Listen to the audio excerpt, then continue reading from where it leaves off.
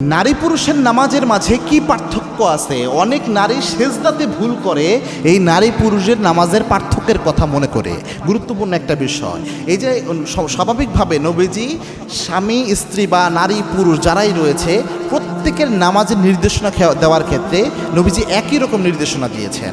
এবং আল্লাহর হাবিব সাল্লাল্লাহু আলাইহি ওয়াসাল্লাম জানিয়েছেন, সল্লু কামা রাআইতুমুনি উসাল্লি, আমাকে যেই পদ্ধতিতে নামাজ আদায় করতে দেখো ও আমার সাহাবীরা তোমরাও সেই পদ্ধতিতে নামাজ আদায় করো। সেম ক্যাটাগরি, সেমভাবে নামাজ আদায় করবে। তবে জন্মগতভাবেই যেহেতু নারীরা একটু আলাদাভাবে সৃষ্টি, তার কারণে একটু পার্থক্য আসবে। আমি পার্থক্যগুলো বলছি, তবে কিছু ভুল আছে।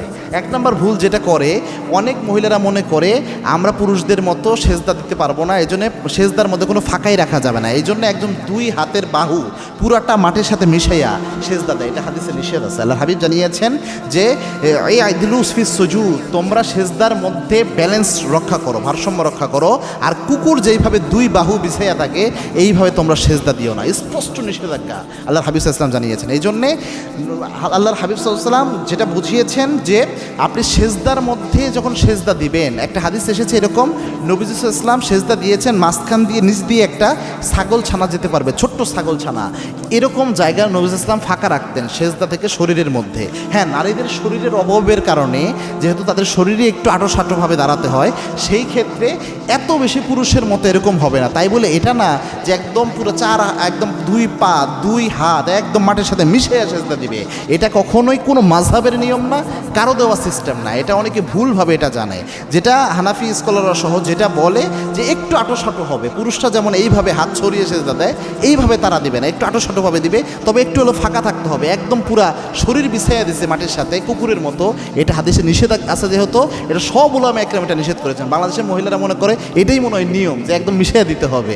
এবং এটাকে উত্তম মনে করে। না, এটা ভুল পদ্ধতি, এই সিস্টেম চেঞ্জ করবেন, একটু হলেও ফাঁকা যেন থাকে, নবী ইসলামের সুন্নাহ অনুসরণ করার চেষ্টা করবেন। দুই নাম্বার হচ্ছে নারী পুরুষের নামাজে এই জায়গায় পার্থক্য পাওয়া যায়, ইমামতির ক্ষেত্রে পার্থক্য হতে পারে। এটা বড় একটা বিষয়। পুরুষদের ইমামতির হুকুম একরকম, নারীদের ইমামতির হুকুম আরেক রকম। তারপরে আপনার যদি নামাজই ভুল হয়, পুরুষরা সুবহানাল্লাহ বলে আপনার লোকমা দিয়ে থাকে, সাধারণত হাদিসের অনুযায়ী সুবহানাল্লাহ, বাংলাদেশে যেটা বলে আল্লাহু আকবার, এটা বলে লোকমা দেয় ভুল হলে।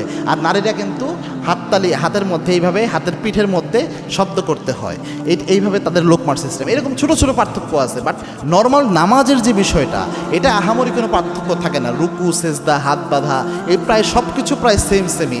শারীরিক কারণে যতটুকু অবয়বের পার্থক্যের কারণে হয় আঁটোসাঁটো হওয়া, এটা নর্মাল, বাট বাকি সব কিছুই নামাজের হুকুম একই। সুতরাং এখানে নারী পুরুষের নামাজের মধ্যে বিশাল পার্থক্য আছে। অনেক বইয়ে অনেক অতিরঞ্জন লেখা আছে, অনেক বইয়ে অনেক নেগেটিভ কথাবার্তা লেখা আছে, এই সবগুলা বিষয় আন্দাজি লেখছে। এটা পৃথিবীর কোনো ওলামা একরাম, এমন কিছু বইয়ে এমন বাজে কথা লেখা আছে মুখে উচ্চারণও করা যায় না এই নামাজ কেন্দ্রিক বিষয় নিয়ে। পৃথিবীর কোনো ওলামা একরাম, হোক হানাফি, হোক শাফি, হোক মালিকি, হোক হাম্বলি, পৃথিবীর কোনো ওলামা একরাম কোনো কিতাবে এই জিনিসগুলো উল্লেখ করেন নাই। এমন কোনো কিছু বিষয় নামাজের যে ছোটো বইগুলো থাকে এগুলোর মধ্যে অনেক সময় উল্লেখ করা থাকে। সুতরাং এগুলো শুনবেন না। অল্প অবয়বের কারণে যতটুকু পার্থক্য হয় ততটুকুই, বাকি সম্পূর্ণ প্রায় বিষয়গুলোই একরকমই হয়ে থাকে নারী পুরুষের।